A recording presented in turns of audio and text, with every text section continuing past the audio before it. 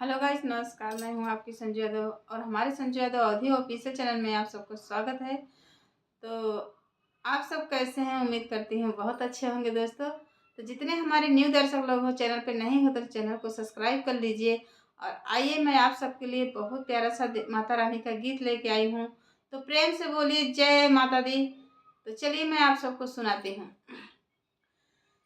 सिरवा पे डेली धई के घूमेली हो मलिनिया, हो के घूमेली हो मलिनिया के नलई है ना हमरा अढ़ाउल गजलवा, हो के नालई है ना हमरा अढ़ाउल गजलवा,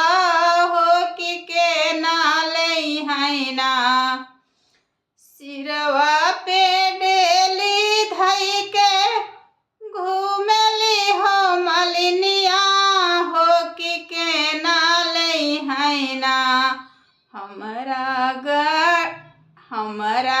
अढ़ाउल गजलवा, हो के नालई है ना अपने मंदिरवा से पुकार दुर्गा मैया, हो के हमाले बैना तोहरा अढ़ाउल गजलवा, हो के हमाले बैना तोहरा अढ़ाउल गजलवा, मालिन हमाले बैना तू तहयु दुर्गा मैया नन्हवई कहो सोमिनिया, जलनी नन्हवई कहो सोमिनिया नहीं हो देवियुना हमरे गजला कदमवा,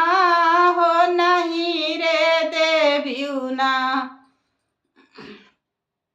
हमरे गजला कदमवा, हो नहीं हो देवियुना सिरवा पे डेली धई के घूमेली हो मलिनिया, एहो घूमेली हो मलिनिया के नालई है ना हमारा अढ़ाउल गजलवा, हो के नालई है ना हमरा अढ़ाउल गजलवा, हो के नालई है ना अपने मंदिरवा से पुकार शीतला मैया, हो पुकार शीतला मैया, हो कि हमाले बैना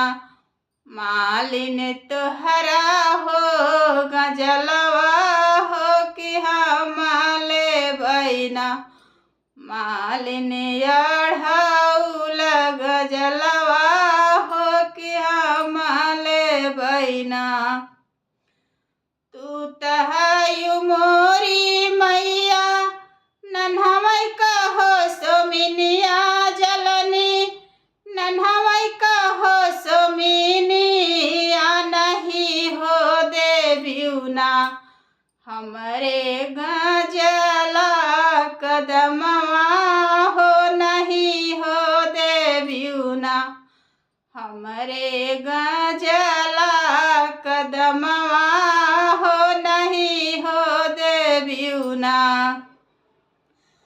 सिरवा पे डेली धई के घूमेली हो मलिनिया, हो घूमेली हो मलिनिया के होलई है ना हमरा अढ़ाउल गजलवा, के नालई है ना अपने मंदिरवा से पुकार विंध्याचल मैया, हो पुकार विंध्याचल मैया, हो कि हमाले बैना तोहरा अढ़ाउल गजलवा, मालिन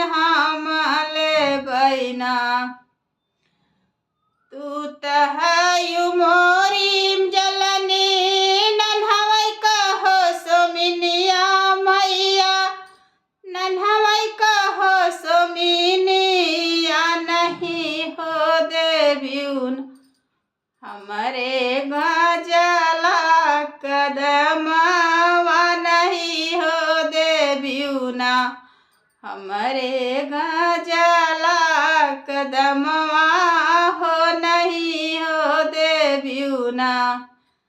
सिरवा पे डेली धई के घूमेली हो मलिनिया, एहो घूमेली हो मलिनिया के होले है ना। हमारा अढ़ाउल गजलवा हो के नाले है ना, हमारा अढ़ाउल गजलवा हो के नाले है ना। अपने मंदिरवा से पुकारई सातौ बहिनी हो, पुकारई सातौ बहिनी हो कि हमाले बहिना। तोहरा अढ़ाउल गजलवा मालिन हमाले बहिना।